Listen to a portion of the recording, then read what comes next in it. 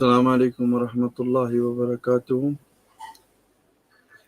आज की हमारी जो क्लास थी वो ज़रा लेट हो गई है और लग ऐसे रहा है कि आज सिर्फ एक या दो बंदे ही हैं जिन्होंने ज्वाइन किया है। थोड़ा सा वेट करते हैं, मज़ीद सब लोग आ जाएं और फिर उसके बाद हम जो आगाज़ है आज की क्लास का वो करते हैं।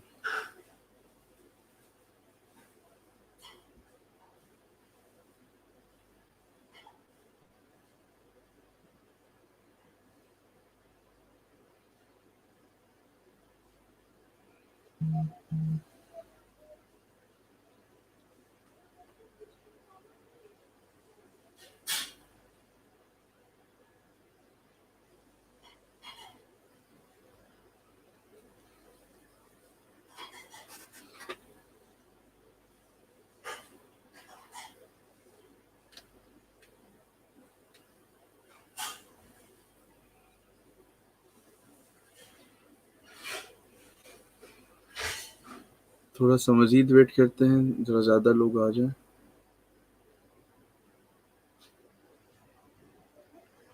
ग्रुप से सिर्फ 5 लोग हैं इस वक्त, बाकी ज़्यादातर लोग आप देख सकते हैं मेरी जो पर्सनल प्रोफाइल है वहाँ से हैं 9-10 लोग।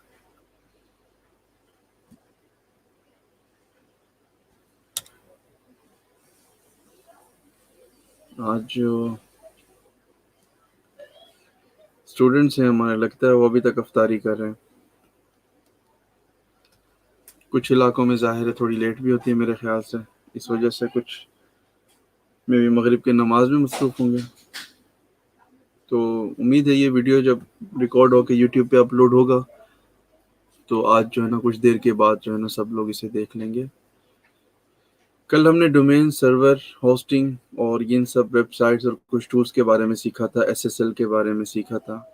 आज जो हम बात करने वाले, जो आज का हमारा टॉपिक है वो एसईओ, वेब ऑप्टिमाइजेशन और रैंकिंग के बारे में, कि हमने अपनी वेबसाइट को ऑप्टिमाइज़ कैसे करना है, जैसे स्पीड है, परफॉर्मेंस है वेबसाइट की। फिर उसके बाद कुछ बेसिक जो एसईओ है, एसईओ का मतलब होता है सर्च इंजन ऑप्टिमाइजेशन। जितने भी दुनिया के अंदर सर्च इंजन है, जैसे कि फॉर एग्जांपल google.com है, सॉरी google.com, फिर उसके बाद है जी search.com, चीज़ को तो ब्लॉक कर दिया पाकिस्तान में। और इसके बाद फॉर एग्जांपल है डक डक गो है, ये सर्च इंजन है। और इसके अलावा याहू है, और क्या कहते हैं अपना माइक्रोसॉफ्ट का सर्च इंजन है। इसी तरह से बहुत सारे सर्च इंजन हैं दुनिया के, जहाँ पे हम जाके, आम पब्लिक जाके सर्च करती है कोई भी चीज़, कोई भी वेबसाइट, कोई भी टॉपिक। सबसे ज़्यादा गूगल इस्तेमाल होता है सर्च के लिए। तो हमने सीखना है कि इन सर्च के अंदर अपनी वेबसाइट को या अपने कंटेंट को ऑप्टिमाइज कैसे करना है। इसी को ही एसईओ कहते हैं। आप अपने कंटेंट को, अपनी वेबसाइट को रैंक करते हैं सर्च इंजन के लिए।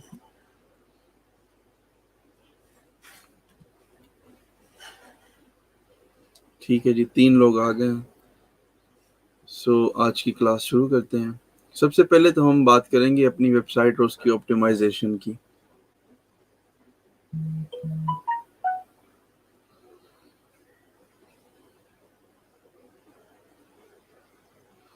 मैंने जैम्प ऑन कर लिया और ये हमारी वेबसाइट है जिसके ऊपर हम काम कर रहे हैं इतने दिनों से, एडरियल के नाम से। ठीक है, कल इसका सीएसएस वगैरह हमने सारा उठाया था और ये होम पेज पे लगाया था। आज हम बात करेंगे इस वेबसाइट को ऑप्टिमाइज करने की। वेबसाइट के अंदर जितने भी रिसोर्सेज हैं हमारे, हमने उन सबको ऑप्टिमाइज करना है। रिसोर्सेज काफ़ी किस्मों के होते हैं। एक आपका टेक्स्ट है, एक आपकी इमेज है, फिर आपका सीएसएस है, फिर आपका जो एचटीएमएल वही टेक्स्ट के अंदर आता है, जावा स्क्रिप्ट है। जितने भी रिसोर्सेज हैं आपके जो प्रोजेक्ट में यूज़ हो रहे हैं, इन सबको आपने सबसे पहले ऑप्टिमाइज करना है। फिर उसके बाद हम आगे बढ़ेंगे बाकी चीज़ों की तरफ।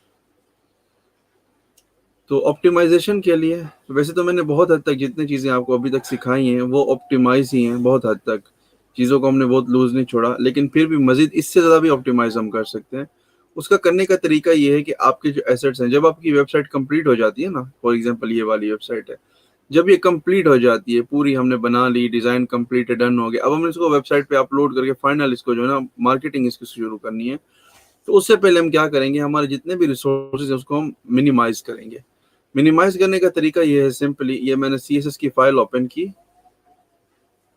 ठीक है, और ये सारे कोड को मैंने किया कॉपी।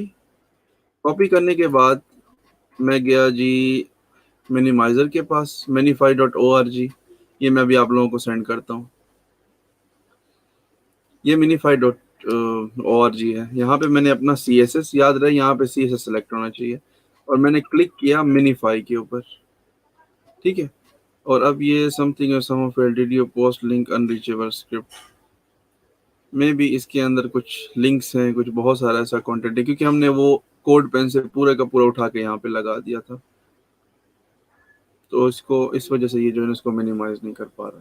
अलबत्ता हम इसको ऐसा करते हैं, ये सारा यहाँ पे लगा के फिर इधर लगाते हैं और इसे क्लिक करते हैं। अभी भी नहीं हुआ, या मे भी हो गया है। बहरहाल आपका जो भी CSS है वो आप मुख्तलिफ CSS मिनीफायर्स है, हम किसी और मिनीफायर में ट्राई कर लेते हैं। ये वाला काम नहीं कर रहा, CSS मिनीफायर, हम यहाँ पे आगे इधर लगा देते हैं CSS को और इसको कहते हैं जी मिनीफाई कर दो, और ये इसने मिनीफाई कर दिया कोड है। अब हम क्या करेंगे, सारे को कॉपी करेंगे, CSS में आए, यहाँ पे हमने लिखना है app.css, सॉरी app.min.css, इसके अंदर हम हमारा कोड लगा देंगे।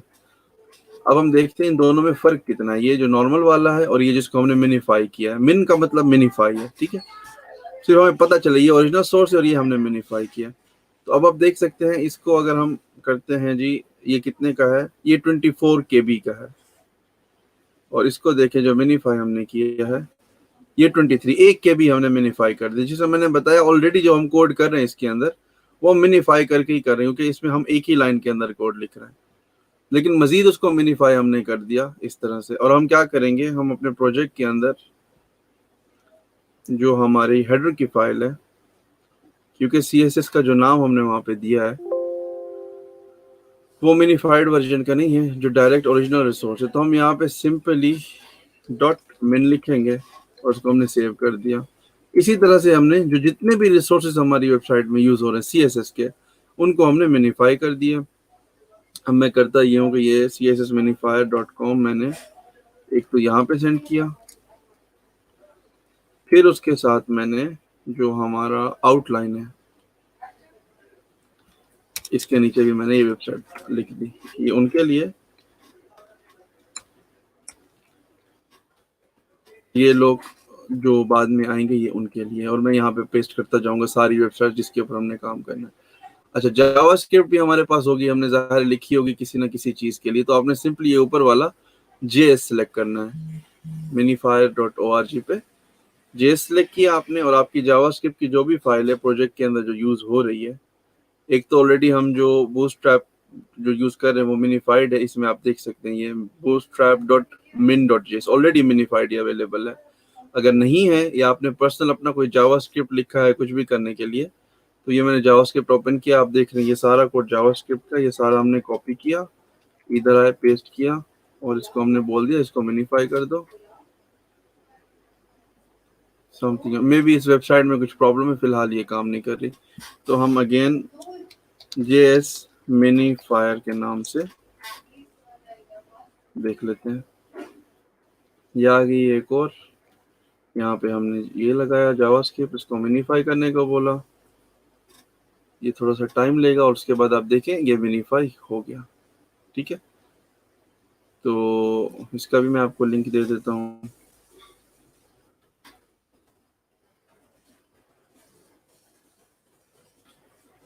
और इसका लिंक यहाँ पे भी लगा देते हैं, ठीक है। जावास्क्रिप्ट आपने मिनीफाई कर लिया, आपने CSS भी मिनीफाई कर ली, उसके बाद फिर आपने HTML फॉर्मेटर मैंने ऑलरेडी आप लोगों को बताया हुआ है, ये सारी चीजें क्या करती हैं, आपका जो कोड है, जो रिसोर्सेज है, इसको ऑप्टिमाइज करती हैं, स्पेसेस खत्म करती हैं, अलाइनमेंट ठीक करती हैं, और आपकी जो जो रीडिंग है कंप्यूटर की आपके कोड को, वो बड़ा इजी कर देती हैं, उसको एक स्टैंडर्ड दे देती हैं आपके सारे कोड को। ये वाला ऑलरेडी मैंने ऊपर भी दिया हुआ था, मैं दोबारा फिर भी दे देता हूँ। जितना HTML है वो आपने इसके थ्रू फॉर्मेट कर देना है। और दूसरी बात ये है, आप देखें जिस तरह से यह भी HTML का कोड जो है ना, बड़ा बेहतरीन किस्म का, आपको समंदर की लहरों की तरह नजर आएगा।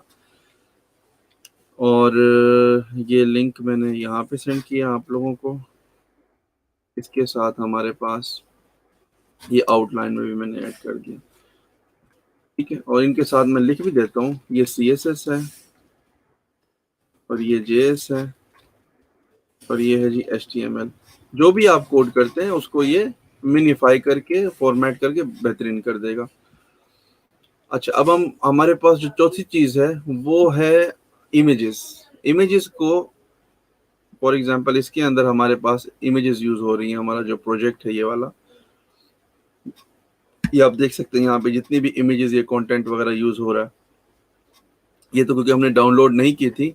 ये इनका जो लिंक है वो वेबसाइट के साथ ही आ रहा है, इसकी जो वेबसाइट है जहाँ से हमने ये सारा कुछ डाउनलोड किया था। लेकिन अगर आप, जाहिर सी बात है, जब कोई प्रोजेक्ट बनाएंगे तो इमेजेस आपने लोकल पे ही रखनी है। इस जिस तरह हमने ये बाकी JS रखी है, यहाँ पे हमने इमेज वगैरह भी रखनी है, ठीक है ना। ये जिस तरह हमने ये लोगो रखा था और ये बाकी चीज़ है, तो इमेजेस को जो है ना कंप्रेस करने का जो तरीका है, ऑप्टिमाइज करने का तरीका। अच्छा, इमेजेस को कंप्रेस कहते हैं, कोड को फॉर्मेट या मिनिफाइड कहते हैं।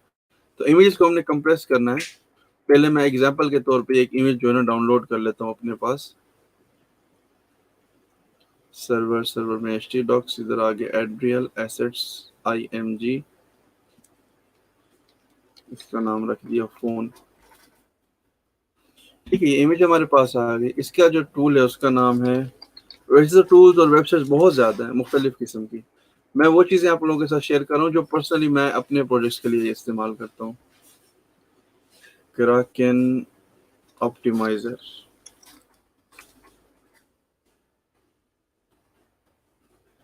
ठीक है। ये kraken.io, इसकी ये फ्री इसका टूल है, ऑनलाइन इमेज ऑप्टिमाइजर के नाम से। वैसे आप Google online image optimiser search करेंगे तो बहुत सारे आपको मिलेंगे।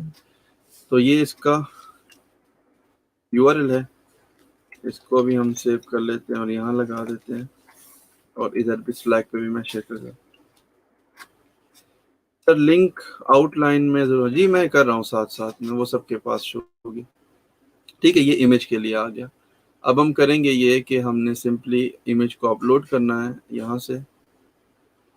ये हम गए डेव सर्वर में, सर्वर के htdocs एड्रियल एसेट्स IMG, और ये इमेज हमने फ़ोन की उठाई, और ये अब इसको कंप्रेस करेगा और थोड़े ही टाइम के बाद हमें ये बता देगा। तो आप देख सकते हैं इसने जो है ना 7.38 कंप्रेस कर दिया है हमारी वेबसाइट को, हमारे इस जो हमारी इमेज थी। अब यहाँ से हमने इसको डाउनलोड कर लेना है इमेज को, ये जो भी हमारा कंटेंट है, और वापस उसको जाके वहीं पे रख देना है।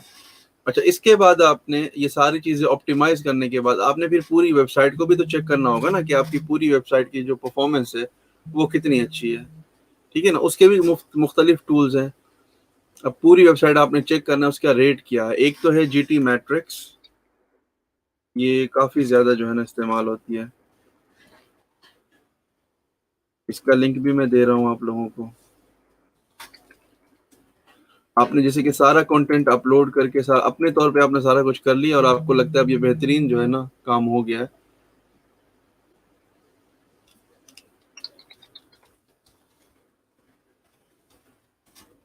ये मैंने यहाँ पे भी लगा दिया।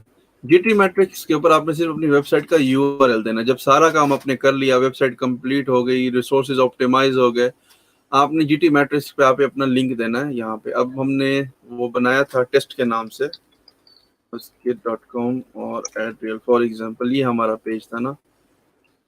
अब इस पेज को हम यहाँ से कॉपी करते हैं और GT मैट्रिक्स पे आके लगाते हैं और टेस्ट करते हैं वेबसाइट को। अब आप देखिएगा ये वेबसाइट हमारी स्कैन हो रही है। स्कैन होने के बाद ये हमें बताएगा, कभी कभी इस पर बहुत ज़्यादा ट्रैफिक होती है तो यहाँ पे आप देख सकते हैं कि टाइमर चल रहा है, 1 मिनट का कम से कम ये टाइम लेता है। और ये बताता है इस वक्त जो है ना इतने 200 कुछ वेबसाइट जिसको हम स्कैन कर रहे हैं, तो आपका टाइम थोड़ी देर में आएगा। इतनी देर में हम किसी और को देख लेते हैं। सबसे ज्यादा अगर मैं रिकमेंड करता हूँ जीटी मैट्रिक्स है। सेकंड नंबर पे मैं रिकमेंड करूंगा वो है आपको जी गूगल का इन पेज इनसाइट्स, ठीक है ना। इसका लिंक भी मैं अभी आप लोगों को देता हूँ। हमने यहाँ पे अपनी वेबसाइट का सेम यूआरएल डाला और इसको एनालाइज करके देखा।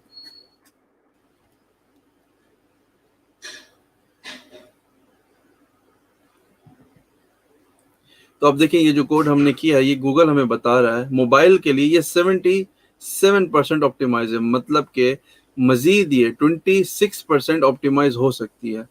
और डेस्कटॉप के लिए ये बोलता है जी 100% बिल्कुल ठीक है, ऑप्टिमाइज है, सारा कंटेंट ऑप्टिमाइज है, सारी चीजें बिल्कुल ठीक है। कुछ चीजें इसने निकाल के दी है कि जी CSS से अनयूज्ड अगर कोई चीज है उसको रिमूव कर दें जिसको आप इस्तेमाल नहीं कर रहे। जैसे कि बूटस्ट्रैप है, हमने सिर्फ इसको हेडर फुटर में इस्तेमाल किया और कहीं पे भी इस्तेमाल नहीं कर रहे। तो वो रिकमेंड कर रहा है कि जी इसको ज्यादा इस्तेमाल नहीं हुआ, इसको निकाल दें। app.css को ज्यादा इस्तेमाल नहीं किया गया तो इसको निकाल दें। फिर ये कहता है इमेजेस वगैरह हैं कुछ आपकी, इनको जो है ना आप अपने सर्वर पे रखें और इनको कंप्रेस करें, मजीद ये इतना हो सकती हैं। यहाँ पर बता रहे इमेज के साइज इतना है और ये इतनी जो है ना पोटेंशियल सेविंग, इतनी जो है ना पोटेंशियली ये और कम हो सकती है, आप इसको ऑप्टिमाइज कर सकते हैं। ये सारा कंटेंट है, ठीक है ना। अब हम आ जाते हैं वापस जीटी मैट्रिक्स पे देखने के लिए। अभी भी इसमें 30 सेकंड रहते हैं। तो गूगल ने हमें ये रिपोर्ट दी हमारी वेबसाइट की, जो कि बड़ी इंप्रेसिव है, अच्छी है।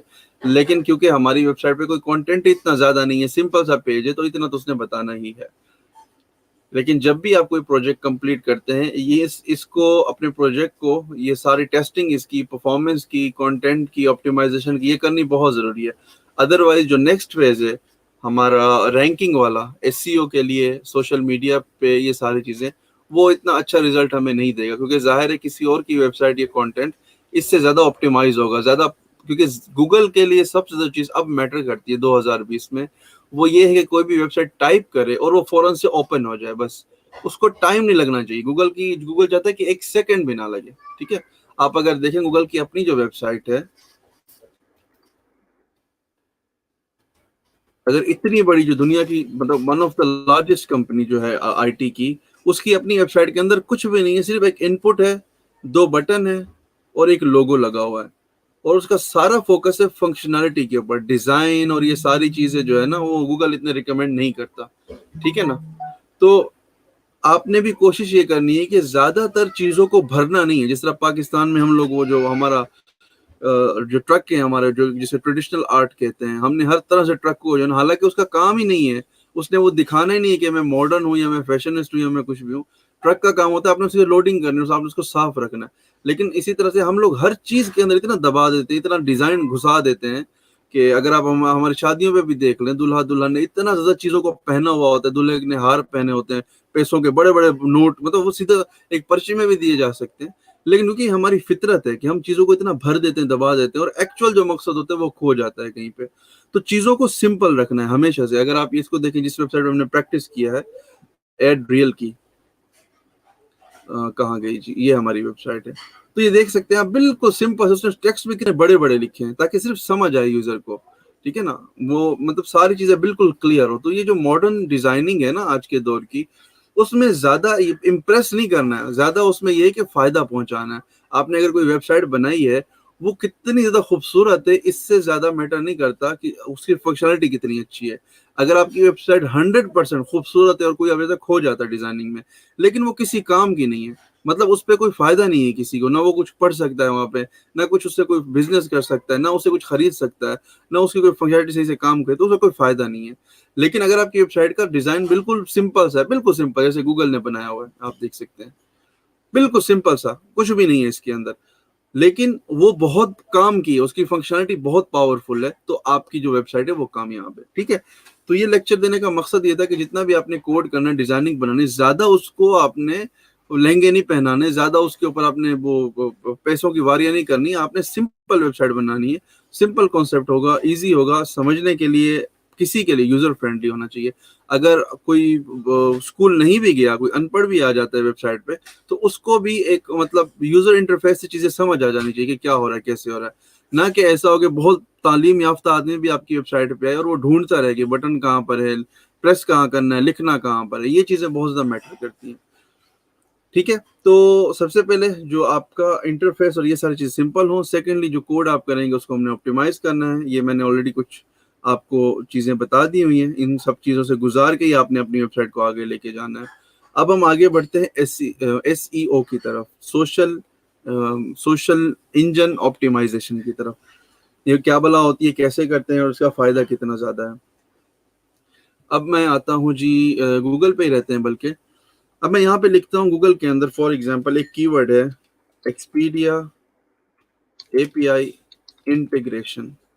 ठीक है, एक्सपीडिया दुनिया की सबसे बड़ी एक कंपनी है जो होटल्स की बुकिंग देती है। और API इंटीग्रेशन, ये थोड़ा सा टेक्निकल टर्म है, डिटेल में मैं बाद में बताऊंगा। लेकिन उसकी कोई सर्विस है जो API जिसको कहा जाता है, वो अगर किसी वेबसाइट में अगर आप इंटीग्रेट कराना चाहते हैं या करते हैं, तो आप ये कीवर्ड आके सर्च करते हैं किसी वेबसाइट के लिए, किसी सर्विस के लिए ना। तो मैंने यहाँ पे लिखा एक्सपीडिया API इंटीग्रेशन। अब मैं देखता हूँ जी, सबसे पहले एक्सपीडिया की वेबसाइट आ गई, फिर एक और एक्सपीडिया की वेबसाइट आ गई, फिर कुछ और आ गई। अब यहाँ पे आप देखिएगा 1 2 3 4 5, 5वें नंबर के ऊपर जो आपको, मैं इसको बड़ा करता हूँ जरा ताकि आपको सही से नजर आए। 5वें नंबर पे आपको क्या नजर आ रहा है, phptravels.com, और इसके ऊपर ये आ रहा है एक्सपीडिया API इंटीग्रेशन। अब अगर मैं यहाँ पे क्लिक करता हूँ तो ये आ गया जो हमारी मेन वेबसाइट है, उसका एक पेज है एक्सपीडिया API इंटीग्रेशन के नाम से, जिसको गूगल ने रैंक किया हुआ है। ठीक है, अब मैं एक और सर्च करता हूँ कीवर्ड, और उसका देखते हैं क्या रिजल्ट आता है। अरेबिक ट्रैवल सिस्टम, कि मैंने सर्च किया अरेबिक ट्रैवल सिस्टम, और सबसे पहले आप देखिए कौन आ रहा है इसके अंदर। अब मैंने PHP ट्रैवल्स नहीं सर्च किया, मैंने अपनी कंपनी का नाम नहीं सर्च किया, मैं अलग अलग कीवर्ड्स लगा रहा हूँ। इससे जो है ना, आप देख सकते हैं PHP ट्रैवल्स आ रहा है यहाँ पे, फर्स्ट के ऊपर आ रहा है। ठीक है, अब मैं एक और कीवर्ड सर्च करता हूँ, for example open source travel system. अब इसमें आप देख रहे हैं सेकंड नंबर पर PHP ट्रैवल्स आ रहा है। ठीक है, इसी तरह से बहुत सारे कीवर्ड्स हैं, आप लगाते जाएंगे हमारी इंडस्ट्री से रिलेटेड। तो हमने क्या करना होता है, हम जब कोई वेबसाइट बनाते हैं, कोई पोर्टल बनाते हैं, कोई भी चीज बनाते हैं, उसको हम फिर अपने गूगल पे या मुख्तलिफ सर्च इंजन पे जाके हमने उसको रैंक करना होता है मुख्तलिफ कीवर्ड्स के थ्रू। अच्छा, मैं सबसे पहले ये बता दूं, ना मैं SEO एक्सपर्ट हूँ, ना मेरे कोई SEO के कोर्सेज हैं, ना मैं ये दावा करता हूँ, ना मेरे पास कोई महान किस्म की नॉलेज है SEO की। मैं एक मामूली सा फ्रंट एंड डेवलपर हूँ, और मैंने गूगल की कुछ गाइडलाइंस हैं आज से 4-5 साल पहले से उनको फॉलो किया हुआ है। और मैं कोशिश करता हूँ कि गूगल की जो गाइडलाइंस है उसको फॉलो करूँ। उसमें जो ट्रिक्स वगैरह लोग करते हैं SEO के अंदर, आप लोगों को पता होगा, वो ना मैं करता हूँ, ना मैं रिकमेंड करता हूँ, ना वो मुझे आती है, तो उसके बारे में हम बात भी नहीं करेंगे। और ना कोई मेरे पास शॉर्टकट है। मैं आपको मेहनत वाला काम बताऊंगा, लॉन्ग टर्म वाला काम बताऊंगा, सही काम बताऊंगा जो मैंने किया और जिसके रिजल्ट आप लोगों के सामने है। ठीक है, अभी मैंने PHP ट्रैवल्स को सर्च ही नहीं किया, मैंने मुख्तलिफ ऐसी कीवर्ड्स लगाए हैं जो कि हमारी इंडस्ट्री से रिलेटेड है। ऐसे बेइंतहा 100 से ज्यादा कीवर्ड्स हैं जिसपे हमारी जो कंपनी है PHP ट्रैवल्स गूगल के ऊपर रैंक करती है। ठीक है, और इसमें कुछ ऐसी कंपनी, ये जो मैंने सर्च किया एक्सपीडिया API इंटीग्रेशन, कुछ साल पहले जो एक्सपीडिया की अपनी वेबसाइट है, PHP ट्रैवल्स उससे भी पहले थी, मतलब जो ओरिजिनल वेबसाइट है हमने इतना रैंक कर दिया था कि हमारी वेबसाइट उससे भी ऊपर आ रही थी। लेकिन फिर जाहिर है वो इतनी बड़ी कंपनी ने ज्यादा मेहनत की, ज्यादा उसके ऊपर जो भी स्ट्रेटेजीज वगैरह उन्होंने बनाई, तो अब हम 4th नंबर पर आ रहे हैं। बहरहाल हम आगे बढ़ते हैं अपने उस चीज को लेकर के।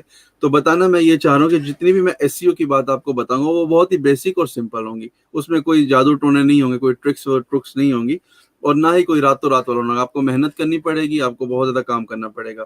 ये जितने भी पेजेस हैं ये मैंने 3 या 4 साल पहले रैंक किए हुए थे, और अब सिर्फ छोटा मोटा उसमें कंटेंट चेंज करते रहते हैं ताकि गूगल को पता चलता रहे, जो उसका एल्गोरिदम है कि भाई हम जो है ना अपडेट रहते हैं, हमारा जो वेबसाइट है वो लाइव है, हमारे पास यूजर्स हैं, ट्रैफिक है, ये सारी चीजें आप अपनी वेबसाइट के साथ करते रहते हैं। और इसके साथ देखिए, अब मैंने कीवर्ड कौन सा सर्च किया, गूगल ने ये रिजल्ट तो दिया। आप रिजल्ट के नीचे देखें हमारी वेबसाइट है, उसके नीचे फिर आप देखें ये हमारे कुछ और पेजेस भी उसने शो करा दिए गूगल ने। ठीक है, इसी वेबसाइट के। तो बहुत सारी चीजें स्टेप बाय स्टेप आपने देखना होता है। और इसका जो फायदा है SEO का रैंक करने का, क्योंकि गूगल के ऊपर रिसर्च तो बहुत लोग कर रहे हैं, बिलियंस ऑफ लोग गूगल के ऊपर आके रिसर्च करते हैं। और दुनिया में जो सबसे महंगी चीज है बिजनेसेस के लिए वो मार्केटिंग होती है। जितना पैसा आप कमाते हैं, बहुत सारे बिजनेस ऐसे हैं उसका डबल वापस मार्केटिंग में पे कर देते हैं, रोलिंग के लिए, अपना फ्लो को चलाने के लिए। तो अगर आप सर्च इंजन में अपने आप को ऑप्टिमाइज कर लें, आप रैंकिंग अच्छी हासिल कर लें, तो आप मार्केटिंग का बहुत बड़ा हिस्सा, मैं अगर अपनी बात करूं, हमारी कंपनी 80% जो मार्केटिंग का पैसा है वो बचाती है एससीओ से। और गूगल हमसे कुछ लेता नहीं है, कुछ भी हमने पे नहीं करना होता गूगल को। हमने सिर्फ जो स्ट्रैटेजी है उसको बेहतर रखना है और अपने आप को अप टू डेट रखना है, ताकि गूगल के ऊपर हमारे जितने भी लिंक्स हैं वो सारे साफ रहें और वो सारे अप टू डेट रहें। ठीक है, तो हम आगे बढ़ते हैं, थोड़ा सा मजीद देख लेते हैं कितने लोग बैठे हुए हैं। 28 लोग हैं और इनमें से ठीक है जी 18 लोग आ गए हैं, जिंदा हो गए। अच्छा, तो जिस तरह से हमने सबसे पहले क्या किया, हमने अपनी वेबसाइट बनाई, कोड किया सारा, उसमें इमेजेस और कंटेंट डाला। सेकेंडली फिर हमने, मेरी आदत है मैं बार बार दोहराता हूँ ताकि कोई भी चीज़ मिस ना हो जाए। फिर उसके बाद हमने CSS, HTML, जावास्क्रिप्ट, ये सारी चीज़ों को हमने ऑप्टिमाइज कर लिया। ऑप्टिमाइज करने के बाद हमने पूरी वेबसाइट को टेस्ट किया।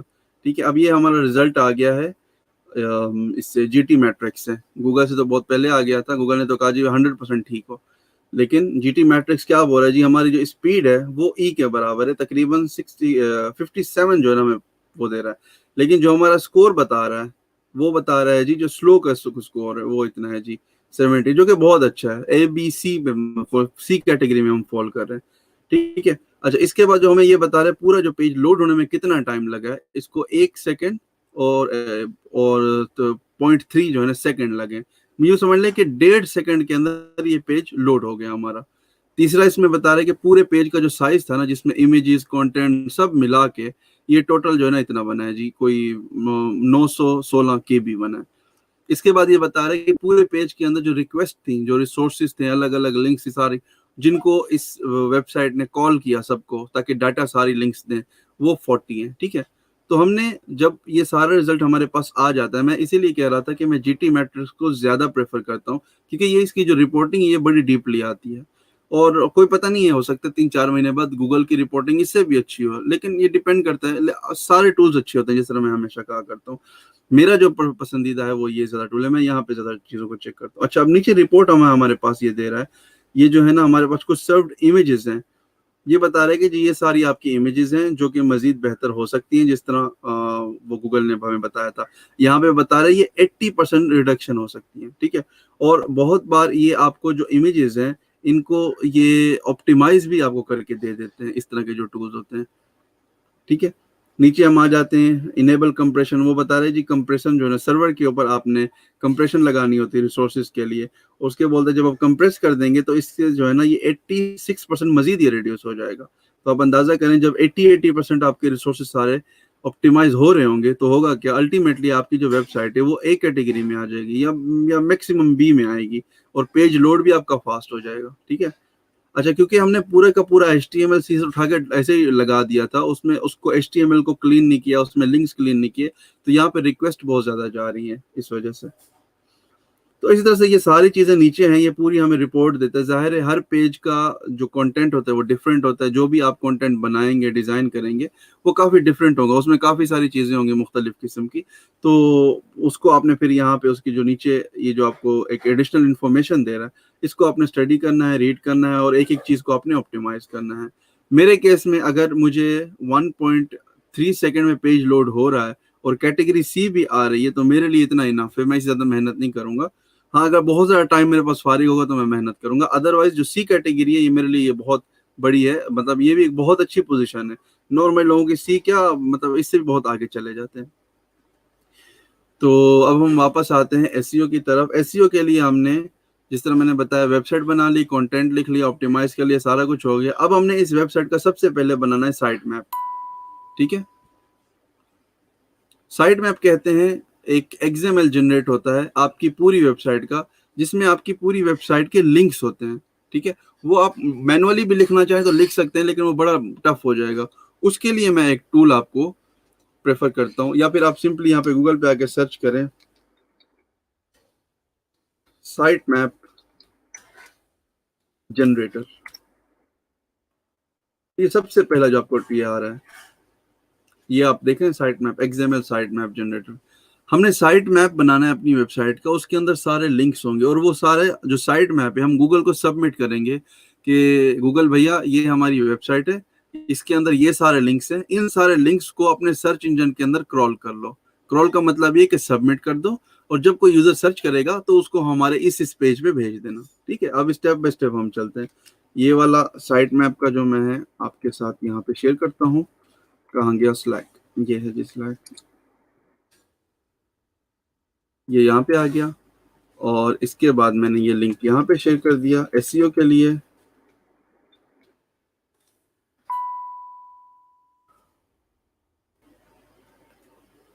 अच्छा, अब हम आते हैं, अब साइड मैप पे हमने करना कि हमारी वेबसाइट जब रेडी होगी, क्योंकि ये तो सिंगल पेज है, इसको हम वो नहीं कर सकते, तो मैं करता ये हूँ कि मैं जो हमारी वेबसाइट है वस्किर फॉर एग्जांपल, इसके पेजेस थोड़े ज़्यादा हैं, तो ये मैंने कॉपी किया यूआरएल और यहाँ पे आके लगाया और इसको मैंने स्टार्ट पे क्लिक कर दिया। अब ये क्या करेगा, अब ये मेरी पूरी वेबसाइट के पे घूमेगा, जितने भी पेजेस हैं उनका मुझे एक साइट मैप जनरेट करके दे देगा कि जी भैया ये आपका साइट मैप है।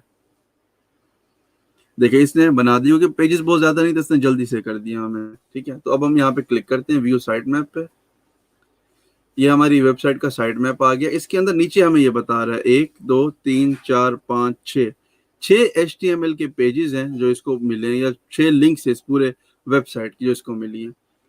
और यहाँ पे जो है ना हमने इसको अब डाउनलोड कर लेना है इस XML को, और इसको हमने कहीं पे भी हमारे पास लोकल पे रख दिया कहीं पे, ये हमारे पास आ गई। अब इसको हम ओपन करके देख लेते हैं इसके अंदर इसने किया क्या है। देखिए ये जो है ना साइट मैप है हमारी वेबसाइट का। अब इसी साइट मैप की मैं बात कर रहा था, ये सारा कोड आप मैनुअल खुद से भी लिख सकते हैं। जाहिर है जो आपने वेबसाइट बनाई होगी उसमें कौन कौन से लिंक्स हैं पेजेस के, वो आप देख सकते हैं। यहाँ पे जो लोकेशन है पेज की वो आप दे सकते हैं, फिर जो लास्ट पेज मॉडिफाई कब होता है वो दे सकते हैं। प्रायोरिटी एसईओ के लिए इसकी साइट मैप के लिए एक टर्म होती है, वो भी आप यहाँ पे दे सकते हैं। तो हर पेज के लिए जो आपने यूआरएल का टैग ओपन करना होता है उसमें ये 3 चीजें आपने देनी होती है। ठीक है, तो इस तरह का साइट मैप बनता है। अगर आपकी वेबसाइट 50 पेजेस की है या 100 पेजेस की है तब भी आपको साइट मैप बनाना ही पड़ेगा। साइट मैप बनाने के बाद आपने करना सिंपली है कि अपनी वेबसाइट पे जाना है। अब मैं जाता हूँ weskit.com की सी पैनल पर, और वहां पे हमने जैसे फाइल्स अपलोड की थी एग्जैक्टली इसी तरह से हमने जो हमारा साइट मैप है इसको अपलोड कर देना।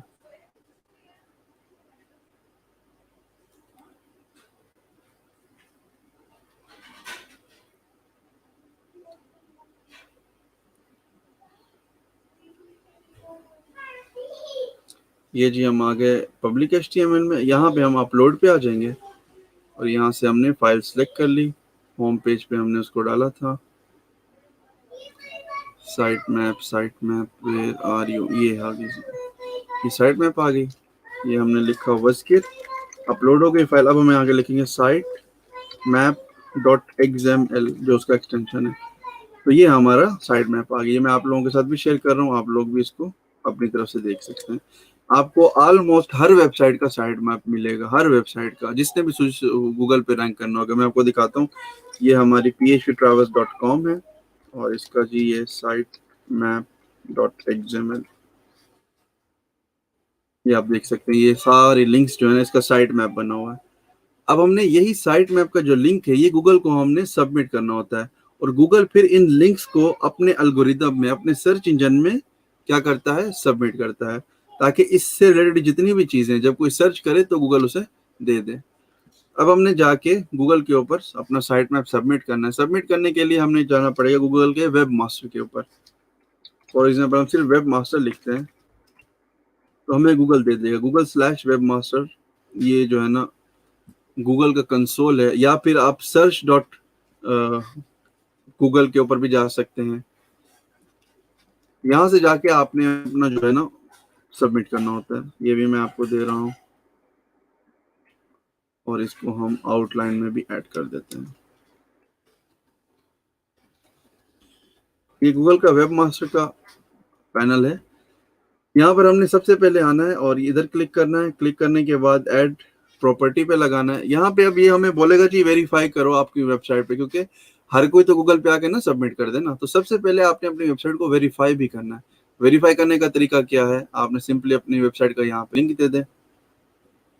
आई होप कि ये फ़ौरन से हो जाए, ज़्यादा हमें तंग ना करें, क्योंकि बाज़ औक़ात ये थोड़ा-सा टाइम ले लेता है। तो क्योंकि हम लाइव हैं, हमारा ज़्यादा टाइम ना जाए। अच्छा, यहाँ पे आके हमने अपनी वेबसाइट का लिंक दिया। अगर आपकी वेबसाइट किसी सब डोमेन में है, ठीक है ना, तो फिर आपने इस तरह से नाम देके और आगे एड रियल या जो भी है वो देना है। अगर सब डोमेन नहीं है, डायरेक्ट वेबसाइट है, तो फिर आपने यहाँ पे काम देना है, इस तरह से। और इसमें ये स्लैश निकाल के ये भी निकाल दें। सिर्फ डोमेन नेम देना है, जिस तरह ये ऊपर वो बता रहे हैं। अब हमने करना है कंटिन्यू। कंटिन्यू करने के बाद गूगल हमें कहता है जी आपने वेरीफाई करना है, तो उसके लिए आपको अपने डोमेन में जा करके ये TXT का कुछ कोड है ये देना पड़ेगा। तो हमने ये कोड कॉपी किया, हम सी पैनल पे आए। सी पैनल में आके हमने यहाँ पे जोन एडिटर में आए। जोन एडिटर में हमने यहाँ पे कुछ रिकॉर्ड देने हैं। मैनेज मैनेज में आए और यहाँ पे रिकॉर्ड्स में आए। यहाँ पे हमारे पास ऑप्शन नहीं आ रहा क्योंकि हमें ऑप्शन दिया ही नहीं गया है, तो इसके लिए हमें WHM में जाना पड़ेगा। ये थोड़ी सी टेक्निकल चीज़ें हैं।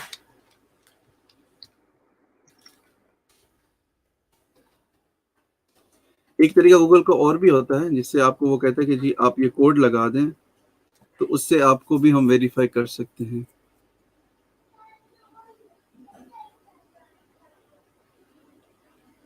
इसको वेरीफाई लेटर का भी ऑप्शन है कि आप बाद में करना चाहें वो भी आप कर सकते हैं। हम ट्राई करके देख लेते हैं, अगर अभी हो जाता है तो अच्छी बात है, नहीं हुआ तो हम इसको बाद में कर लेंगे। अलबत्ता इसका वेरीफाई होना बहुत ज़्यादा ज़रूरी होता है।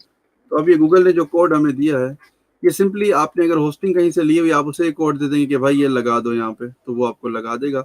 अदरवाइज अगर आपके पास थोड़ी सी टेक्निकल इन्फॉर्मेशन है या नॉलेज है, तो आपको जो है ना फिर खुद से ये चीज़ करनी पड़ेगी।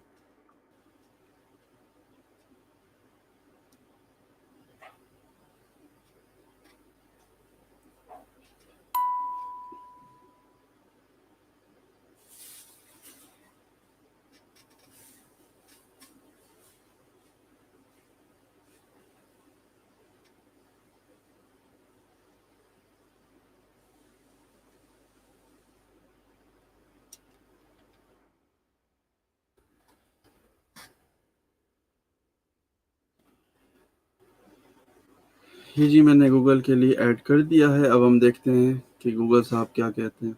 मान जाए तो अच्छी बात होगी। जी कहते हैं नहीं, ये इनको नहीं मिल पा रहा, और DNS रिकॉर्ड्स इंस्टीट। अच्छा, इसकी बजाय ये लगाना है। इसको कॉपी करते हैं, यहाँ पर आते हैं।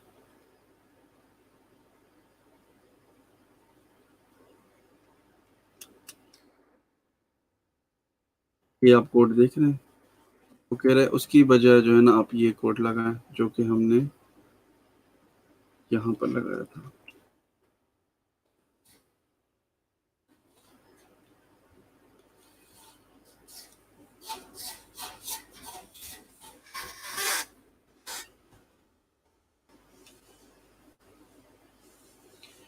जी हमने लगा दिया है। अब दोबारा कहते हैं जी इसको सबमिट के लिए।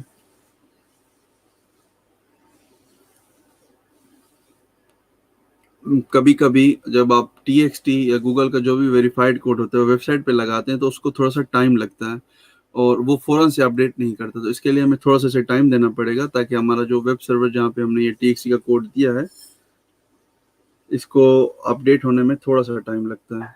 तो इसको हम दोबारा फिर से कर लेंगे।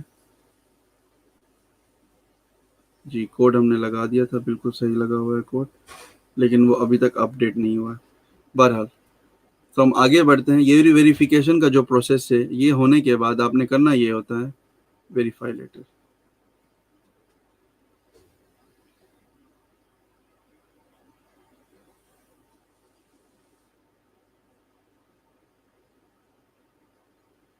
नहीं जी, अभी भी नहीं हुआ। चलिए मैं आपको किसी और वेबसाइट का दिखा देता हूँ। तो आपने करना ये होता है कि जैसे ये वेरीफाई हो जाता है, वेरीफाई के बाद यहाँ पे हमारे पास एक ऑप्शन है साइट मैप्स का, ठीक है। और यहाँ पे साइट मैप जैसे हमने बनाई थी अभी थोड़ी देर पहले, उसको हमने सबमिट करना है गूगल को। तो ये फॉर एग्जांपल एक वेबसाइट है techfair.com के नाम से, आप में से कुछ लोग जानते होंगे।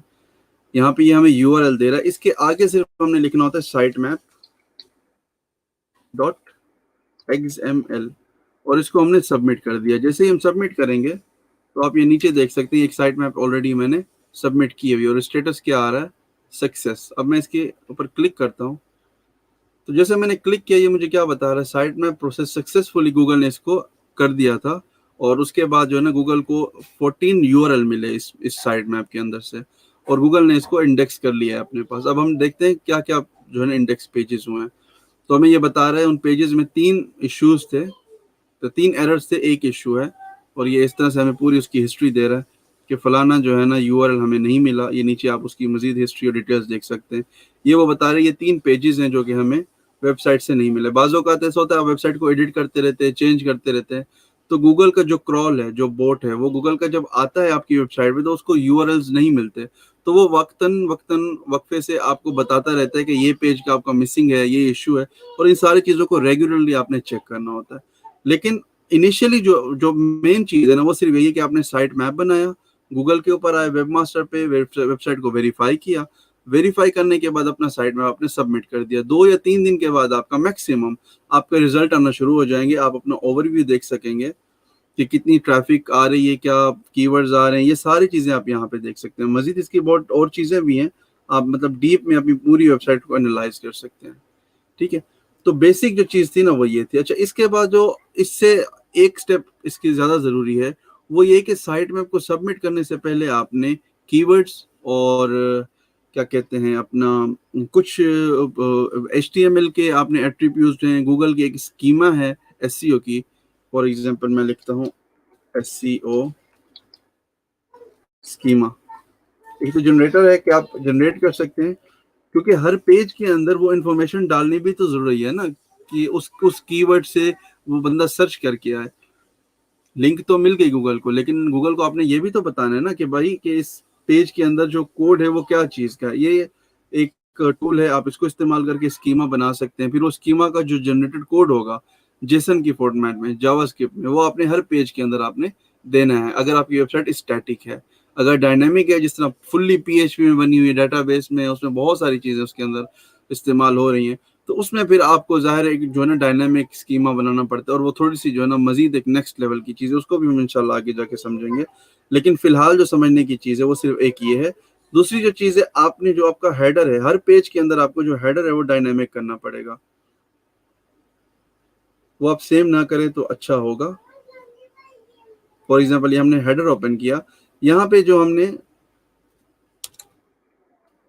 यहाँ पे हमने 2 चीजें देनी है SEO के लिए। एक हमने देना है कीवर्ड्स और दूसरा हमने देना है डिस्क्रिप्शन। हर पेज का जिस तरह टाइटल तो बहुत जरूरी है, टाइटल दिया हमने, डिस्क्रिप्शन दी और हमने कीवर्ड्स देने। मैं आपको दिखाता हूँ जो हमारी वेबसाइट है phptravels.com फॉर एग्जाम्पल।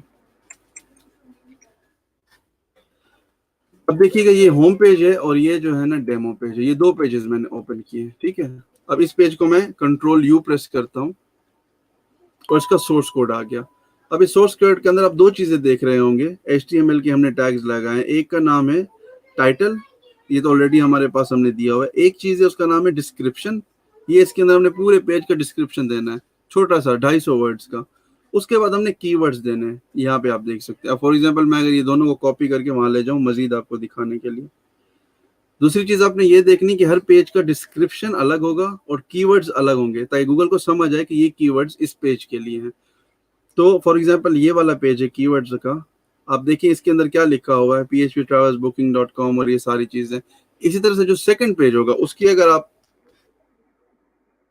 ये देखेंगे तो इसमें आप देखेंगे इसमें कीवर्ड्स में क्या लिखा हुआ है, PHP travels demo, PHP travels booking engine, इस तरह से। क्योंकि ये डेमो का पेज था तो उसके लिए हमने जो कीवर्ड्स भी लगाए हैं वो डेमो के लिए हैं, और जो मेन पेज है उसके लिए हमने अलग कीवर्ड लगाए हैं। इसी तरह से आपका हर पेज का कीवर्ड और डिस्क्रिप्शन वो डिफरेंट होना चाहिए। आप देखें टाइटल भी ना, इसमें भी क्या लिखा हुआ आ रहा है, मैं इसको बड़ा करता हूँ, मैं भी नजर ना आ रहा हूँ।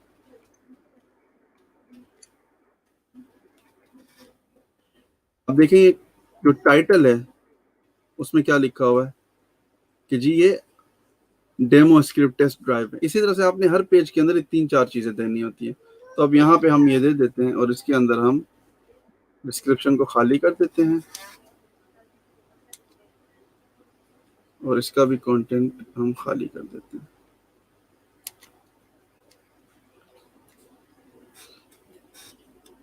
सॉरी, उसको हमने सारा डिलीट कर दिया। यहाँ पे आएगा डिस्क्रिप्शन। अच्छा, कुछ लोग वर्डप्रेस इस्तेमाल करते हैं, CMS है वेबसाइट बनाने के लिए, उसमें कोडिंग बिल्कुल नहीं होती है। उसके अंदर प्लगइन्स हैं, काफ़ी सारी चीज़ें हैं, वो सहूलत कर देता है आपको इन चीज़ों के लिए। अगर आप चाहें तो आप वो भी इस्तेमाल कर सकते हैं, लेकिन मेरी आदत है मैं सारी चीज़ें बिल्कुल स्क्रैच से बनाता हूँ। जब भी कोई वेबसाइट बनाता हूँ उसकी जो परफॉर्मेंस होती है बहुत आउट क्लास होती है। तो वर्डप्रेस को ऑप्टिमाइज़ करना भी बड़ा मुश्किल है, वो वाले जान हो जाता है आपके लिए, क्योंकि उसके कोड्स और लाइब्रेरीज बहुत ज़्यादा होती हैं। बहरहाल आज उसका टॉपिक नहीं है। तो ये दो चीज़ें आपने देनी होती है, डिस्क्रिप्शन, मेटा का टैग दिया, उसके बाद फिर डिस्क्रिप्शन, फिर इस तरह ये दोनों मैं डाल देता हूँ यहाँ पे, ताकि आप लोगों को आइडिया भी हो जाए कि क्या चीज़। कॉपी करके अपने पास रख लें। जो भी आप HTML का जब भी पेज बनाएं, उस पेज के अंदर ये दो चीज़ें होनी बहुत ज़रूरी होती हैं। डिस्क्रिप्शन के अंदर आपने हल्का फुल्का टेक्स्ट का इन्फॉर्मेशन देना होता है। फॉर एग्जांपल, अगर ये मेरी वेबसाइट है जिसपे मैं पढ़ाता हूँ, मैं सिखाता हूँ, तो मैं क्या लिखूंगा जी यहाँ पे, this is main page of learn with Kasim, learn with Kasim, we teach daily new tools and educate our students online, for example. ठीक है, ये डिस्क्रिप्शन दे दिया। अब हमने यहाँ पे देना है कीवर्ड।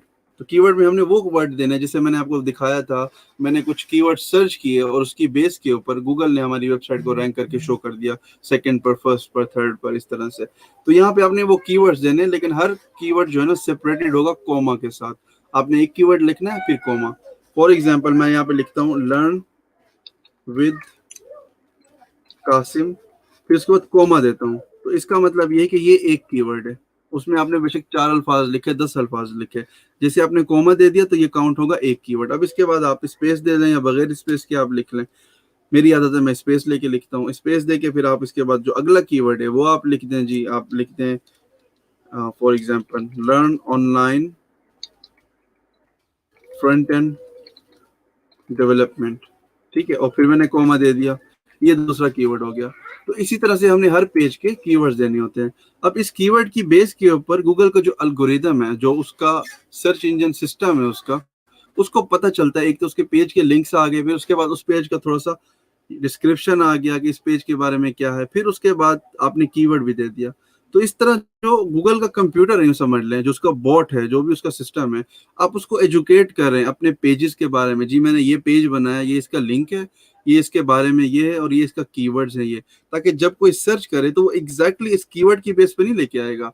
वो आपका पूरा पेज देखेगा, इमेजेस देखेगा, ऑप्टिमाइजेशन देखेगा, कितना कंटेंट ऑप्टिमाइज्ड है। अगर गूगल का जो बॉट है उसको समझ आएगी कि ये यूजर ये सर्च कर रहा है, तो वो उसको वो दिखाएगा। क्योंकि गूगल की अपनी पॉलिसी है, एल्गोरिदम है कि जब आप गूगल को तलाश करें, वो आसान बनाता है चीज़ों को। वो आपको उस कंटेंट से, उस वेबसाइट से या उन लोगों से जोड़ता है जिसको आप तलाश कर रहे होते हैं। तो आपने हमेशा जब भी ये ऑप्टिमाइजेशन करनी है या कीवर्ड्स लिखने हैं या जो भी एसईओ का आपने काम करना है, इसमें आपने हमेशा सोच यही रखनी है कि ये आप बिल्कुल एक सादे आदमी के लिए लिख रहे हैं। आपने कोई बहुत हाई प्रोफाइल एक एजुकेटेड बंदे के लिए नहीं लिख रहे हैं, ताकि फौरन से जो है ना, मतलब क्लिक करते ही समझ आ जाए कि ये क्या चीज़ है जो लिखी हुई है। तो इस तरह गूगल का जो बॉट है, जो एल्गोरिदम है, उसके लिए भी आसानी होगी, जो यूजर सर्च कर रहे होंगे उनके लिए भी आसानी होगी, आपके लिए भी आसानी होगी। बहुत टफ किस्म की इंग्लिश ना लिखें, बहुत मुश्किल अल्फाज जो है ना इंग्लिश के वो ना लिखें, बिल्कुल सिंपल सादे अल्फाज, और जो आपको लगे ज़्यादा सर्च किए जाते हैं। इसके अलावा ऐसे कुछ प्रो टूल्स हैं गूगल के एसईओ के लिए। अब मैं, क्योंकि मैं प्रोफेशनल नहीं हूँ ना, मेरे कोई बहुत ज़्यादा टूल्स इसके इस्तेमाल किए हुए, मैं सिंपल जो गूगल की गाइडलाइंस है उसको फॉलो करता हूँ, और अल्हम्दुलिल्लाह मेरी बहुत अच्छी रैंकिंग जो है ना गूगल के ऊपर है। तो ये आज उसकी बेस के ऊपर हमने चीज़ें सीखी। मैं कुछ बहुत बड़ी चीज़ें मिस कर गया हूँगा, ये जो मुझे आती नहीं होंगी। जिस तरह मैंने बताया, मैं प्रोफेशनल नहीं हूँ एसईओ का, लेकिन जितनी भी चीज़ें मुझे आती हैं एसईओ के लिए, ये सारी काम करती हैं, और इन सब से मुझे बेइंतहा फ़ायदा होता है। आज भी अगर मैं एक वेबसाइट गूगल को सबमिट कर दूँ, जितनी भी चीज़ें मुझे आती हैं उसकी बेस के ऊपर भी गूगल उसको रैंक कर देता है। ठीक है, तो अब सवालात का सिलसिला टाइम हमारा पूरा हो चुका है। अब किसी के पास कोई सवाल है एसईओ से हवाले या ऑप्टिमाइजेशन, क्योंकि आज हमने कोड नहीं किया, आज हमने कोई डिजाइनिंग नहीं की, तो इन दोनों चीज़ों को मद्देनज़र रखते हुए अगर आप लोगों के पास सवाल है तो वो करें, और फिर उसके बाद हम जो है ना इसका अख्तिताम करते हैं। ठीक है जी, अब बताइएगा। देख लेते हैं इस वक्त बच्चे कितने हैं। 7 15 22 लोग हैं।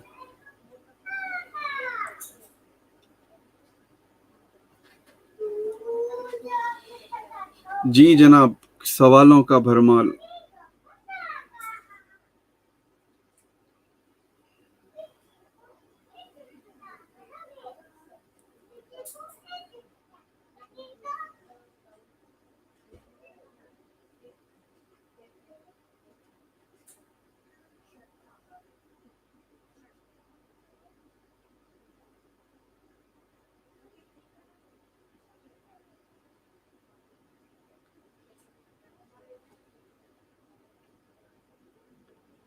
एनालाइजर का लिंक डाल दिया मेरे भाई, सारे लिंक्स डाल दिए हैं। जीटी मैट्रिक्स का भी डाल दिया, गूगल का भी डाल दिया।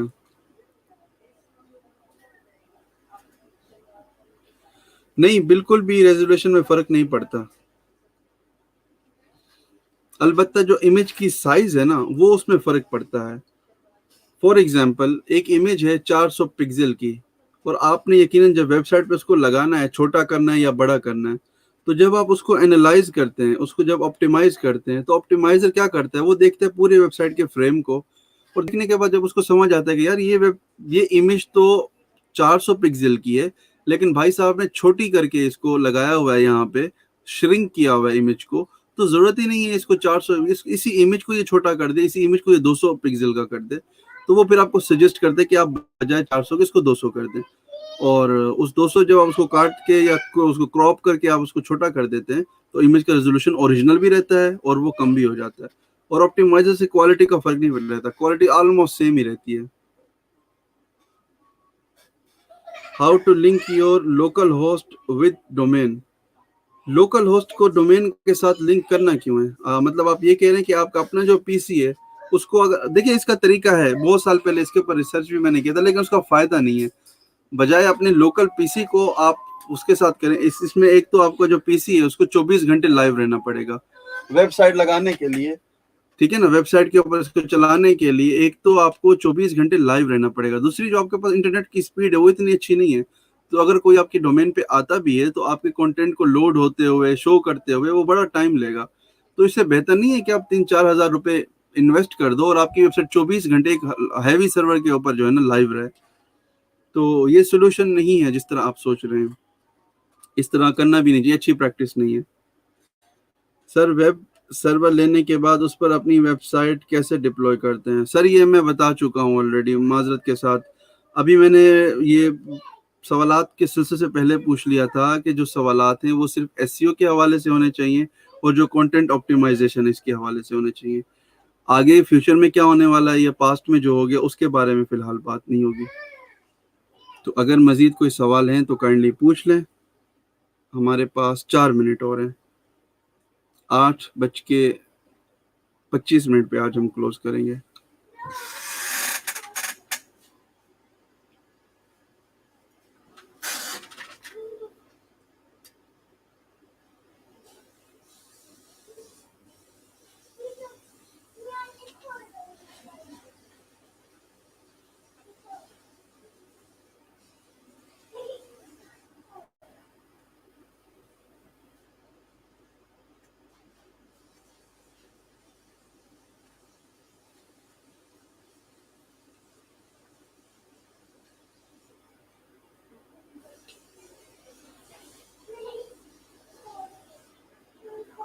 जी, बिंग का भी यही ऑलमोस्ट सेम है। आपको वेरीफाई करनी होती है वेबसाइट, वेरीफाई करने के बाद सेम इसी तरह का ही उसका प्रोसीजर है, कोई बहुत ज़्यादा फर्क नहीं है। मैं आपको उसका कोड भी दिखा देता हूँ, हमने वेबसाइट पे उसको लगाया हुआ भी है। ये आप देख सकते हैं यहाँ पर, ये जो कोड है जिसको मैंने मार्क किया है,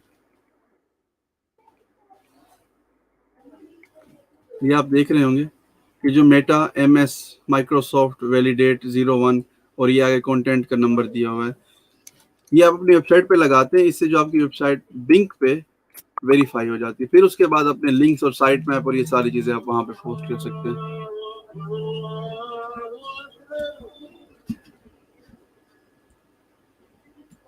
चलें जी, इशा की अजान हो गई है, तो इंशाल्लाह बाकी जल्दी से सवाल ले लेते हैं एक दो और। सर अगर साइट मैप ना दें तो साइट क्रॉल नहीं होती क्या? नहीं, बिल्कुल भी आपकी वेबसाइट अगर क्रॉल हो भी गई ना, वैसे तो गूगल का सर्च इंजन बहुत खतरनाक है, वो बाज़ औक़ात उनको भी क्रॉल कर लेता है, लेकिन वो कभी रैंक नहीं होगी। मतलब क्रॉल इस तरह से होगी कि अगर आपकी वेबसाइट का कोई नाम लिखेगा तो वो वेबसाइट आ जाएगी। अदरवाइज जिस तरह मैंने आपको दिखाया, मैंने एक्सपीडिया एपीआई इंटीग्रेशन लिखा, मैंने मुख्तलिफ नाम लिखे अलग अलग, अपनी वेबसाइट का नाम नहीं लिखा, लेकिन हमारी वेबसाइट रैंक थी, कहीं पे फर्स्ट पे आ रही है, कहीं पे सेकंड पे आ रही है, इस तरह से। तो आपने अगर रैंक करना है ना वेबसाइट को, तो उसके लिए आपको साइट मैप बनाना पड़ेगा।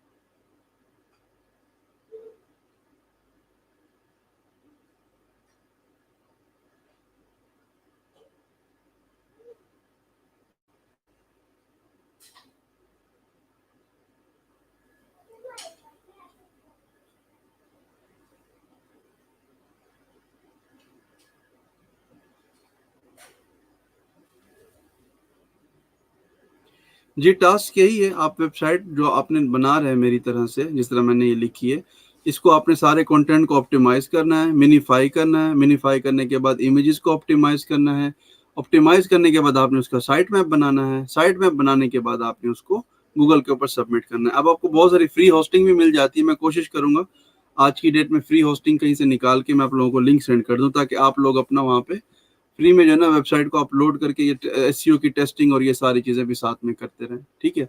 अच्छा, एक जाने से पहले एक लास्ट जो है ना बात ये है कि कल से जो है ना मैं हर रोज़ एक नए स्टूडेंट को आप में से अपने साथ लाइव रखूँगा, पूरी ट्रेनिंग के दौरान। उससे ये होगा कि जो आधे घंटे की, घंटे की डेली मैं ट्रेनिंग देता हूँ, एक स्टूडेंट हर रोज़ नया मेरे साथ होगा, डेली कोई ना कोई एक होगा। उसमें उसका फ़ायदा ये होगा कि वो डेली जो भी सवालात पूछ रहा होगा, एक तो उसको रहनुमाई मिलती जाएगी, दूसरा उसका ये है कि उसके साथ जो बाकी लोग हैं, उनको भी इस चीज़ का पता चलेगा कि जो कुछ ऐसे सवाल है जो वो पूछना चाह रहे होंगे, लेकिन ये बंदा जो मेरे साथ है ये पूछ रहा होगा, ठीक है? तो कल से टाइमिंग हमारी वही है इंशाल्लाह, बस आज थोड़ा मुझे काम था तो मैं लेट हो गया। 5:10 पे कल इंशाल्लाह मैं लाइव होऊँगा, उससे पहले मैं यहाँ पे स्लैक के अंदर मैसेज करूँगा, जो भी मेरे साथ लाइव आना चाहे। आपको सिर्फ़ अगर आपके पास कैमरा नहीं भी कोई इश्यू नहीं है, आप लाइव नहीं भी आना चाहते तब भी कोई इश्यू नहीं है। आपने सिर्फ़ कनेक्ट होना है, हेडफ़ोन लगा के मोबाइल साइड पे रख देना, मोबाइल पे कपड़ा रख देना, अपनी शक्ल ना दिखाना, कोई मसला नहीं है। लेकिन सिर्फ़ आपने मेरे साथ लाइव पे जॉइन रहना है। आपने मेरे साथ लाइव पे कोडिंग भी करनी है, कोई सवाल होगा आप पूछेंगे, मैं आपको साथ में सिखाता भी जाऊँगा और मैं खुद से प्रैक्टिस भी करता जाऊँगा। तो इसमें अगेन जो है ना फ़ायदा ये होगा कि आप सीख तो रहे हैं समझ, लेकिन वो कनेक्टिविटी कहीं न कहीं मिस है। तो अभी जितने भी लोग बाकी बच गए हैं 10-12 लोग, और हमारे पास बाकी जो दिन बचे हैं वो भी इतने ही हैं, ऑलमोस्ट 10-12 दिन है। तो डेली अगर मैं एक बंदे को जो है ना घंटे-घंटे के लिए लाइव लूँगा, तो एक तो आपको मोटिवेशन भी मिलेगा बात करने का, दूसरा ये कि आप लाइव मेरे साथ प्रॉब्लम्स को भी सॉल्व करते जाओगे, ठीक है? तो कल से आप सब लोगों ने रेडी रहना है और मैं रैंडमली किसी न किसी एक को अपने साथ लाइव लूँगा, और पूरी जो हमारी लाइव दौरान होती है ना, डेली 1 घंटा एक स्टूडेंट लाइव रहेगा मेरे साथ, ठीक है? प्रैक्टिस भी होती जाएगी। चलें, अपना ख़्याल रखिएगा, इंशाल्लाह कल मुलाकात होती है। अल्लाह हाफ़िज़।